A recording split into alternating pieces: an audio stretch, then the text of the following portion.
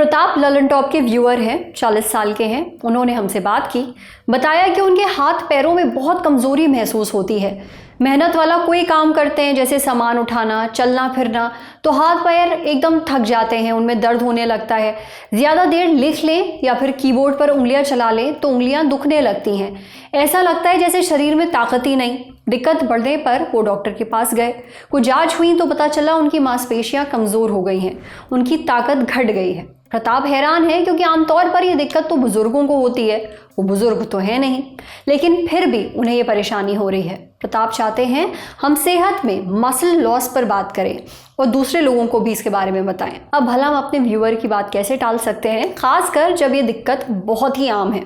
इसलिए आज सेहत के एपिसोड में डॉक्टर से जानिए कि मांसपेशियों की ताकत क्यों घटने लगती है, ऐसा होने पर किस तरह के लक्षण सामने आते हैं, इससे बचने के लिए डॉक्टर क्या सलाह देते हैं और आखिर इसका इलाज क्या है।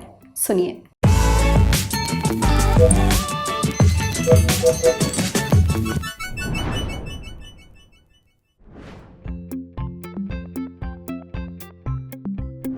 इसके कई कारण होते हैं, जिनमें से कुछ जो कॉमन कारण है वो उम्र के साथ होता है। तो जैसे जैसे आपकी उम्र बढ़ती है वैसे वैसे आपका मसल का जितना भी स्ट्रेंथ होता है वो धीरे धीरे कम होने लगता है।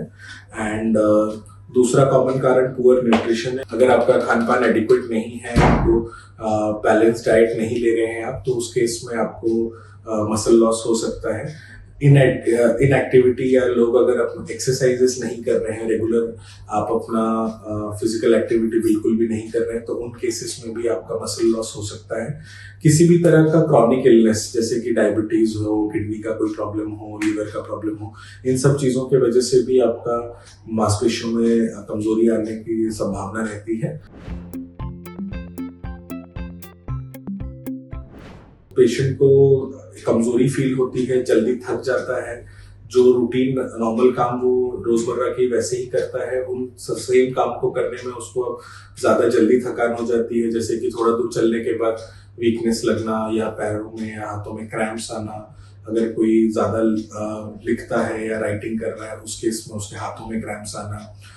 बैलेंस बिगड़ना, संतुलन मेंटेन नहीं कर पाना, बार बार फ्रीक्वेंट गिरना या उसको रेस्ट लेना पड़ता है।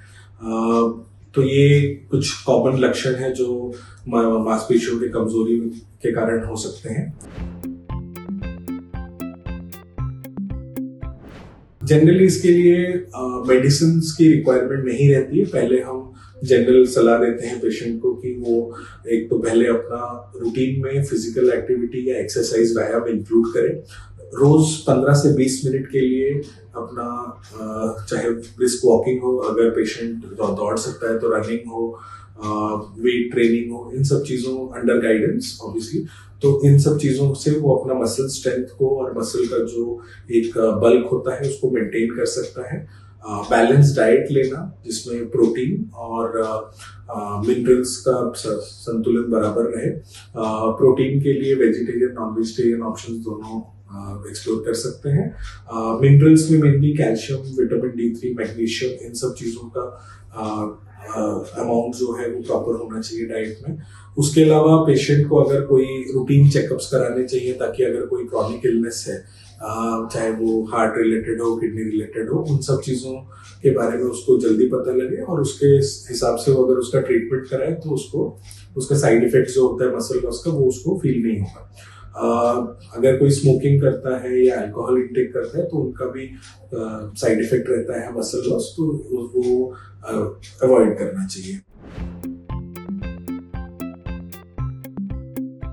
ट्रीटमेंट कब जरूरी है? अगर आपने ये सब चीजें फॉलो कर रहे हैं उसके बाद भी आपको लग रहा है कि आपका मसल लॉस हो रहा है, मांसपेशियों में कमजोरी या क्रैम्प्स हो रहे हैं, तो उस केस में you can consult orthopaedic surgeon and वो फिर आपके कुछ बेसिक ब्लड टेस्ट कर सकते हैं, जैसे विटामिन D3 के क्या लेवल्स हैं, कैल्शियम के क्या लेवल्स हैं, दूसरे कोई इलनेसेस तो नहीं है, एंड इन सब का चेक करके they can advise you medications for the same. And dietitian से मिल सकते हैं जो आपको उनके प्रोटीन लेवल्स के बारे में प्रॉपर बता सकते हैं। अगर आपको मसल वीकनेस किसी इंजुरी के वजह से हुआ है या किसी नस के चोट के वजह से हुआ है तो उस केसेस में वो फिर उनका प्रॉपर ट्रीटमेंट एडवाइस कर सकते हैं आपको। उनके लिए जो सप्लीमेंट्स हैं वो एडवाइस कर सकते हैं। देखिए, क्या खाना है वो तो ज़रूरी है ही, क्या नहीं खाना है ये समझना भी अहम है। शराब सिगरेट से आपको दूरी बनानी है, जंक फूड से परहेज़ करना है, तली भुनी मसालेदार चीज़ों को कम से कम खाना है और रोज़ थोड़ी एक्सरसाइज करनी है। तभी आप हेल्दी रह सकेंगे और आपकी जो मांसपेशियां हैं वो मजबूत बनी रहेंगी और मसल लॉस नहीं होगा। अब बढ़ते हैं सेहत के अगले सेगमेंट की तरफ, तन की बात। शरीर में हैप्पी हॉर्मोन्स कैसे बढ़ाएं, डॉक्टर से जानते हैं।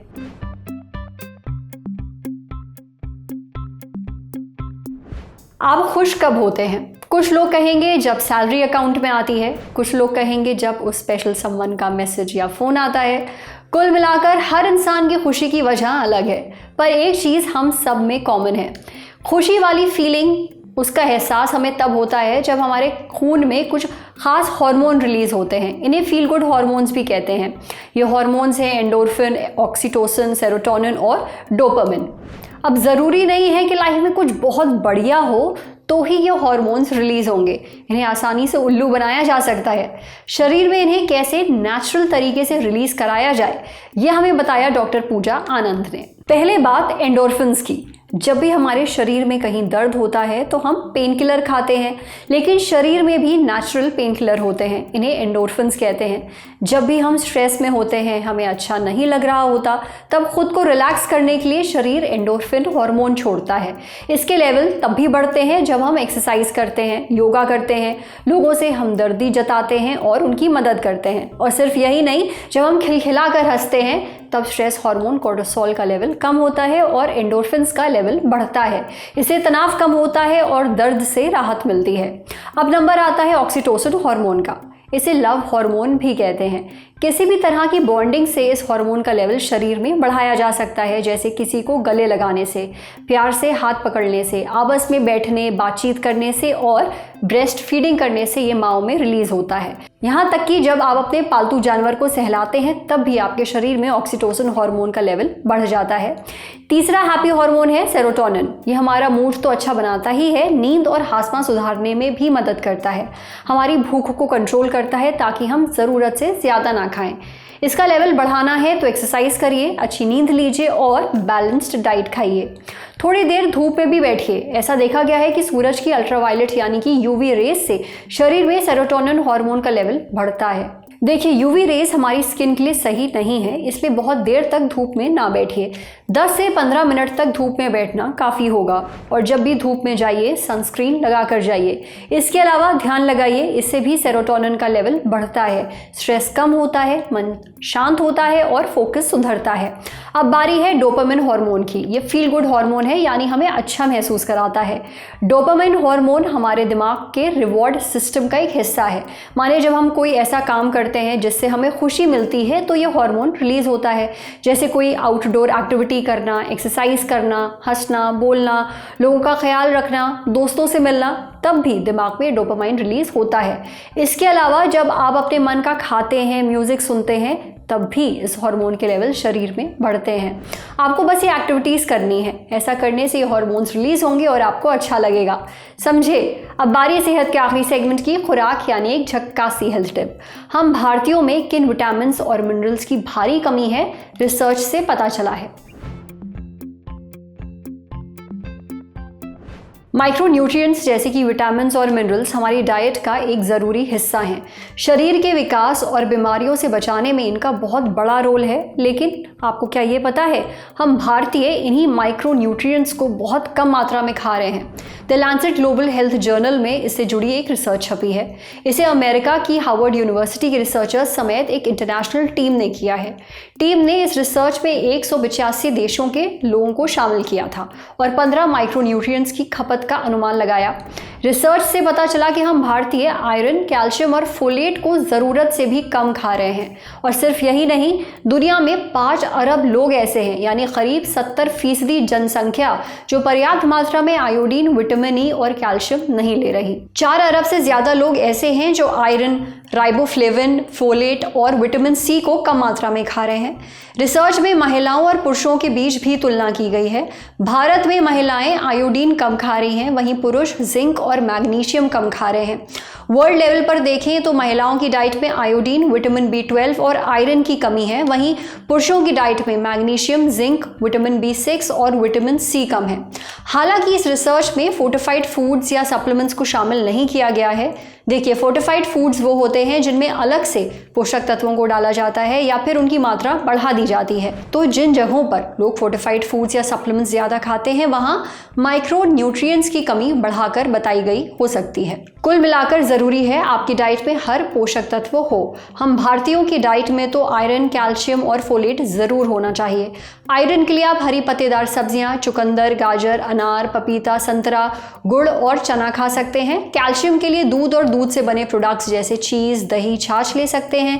बीन्स, दालें, बादाम, मछली और हरी पत्तेदार सब्जियां खा सकते हैं। वहीं फोलेट के लिए आप पालक, राजमा, दाल, छोले और सोयाबीन जैसी फलियां, चुकंदर, ब्रोकली, नट्स और सीड्स खा सकते हैं। आज सेहत पर इतना ही। अगर आप एक डॉक्टर हैं, हमसे कुछ शेयर करना चाहते हैं तो जो ईमेल आईडी इस वक्त आपको अपनी स्क्रीन पर दिख रही है उस पर हमें एक मेल भेज दीजिए। शुक्रिया।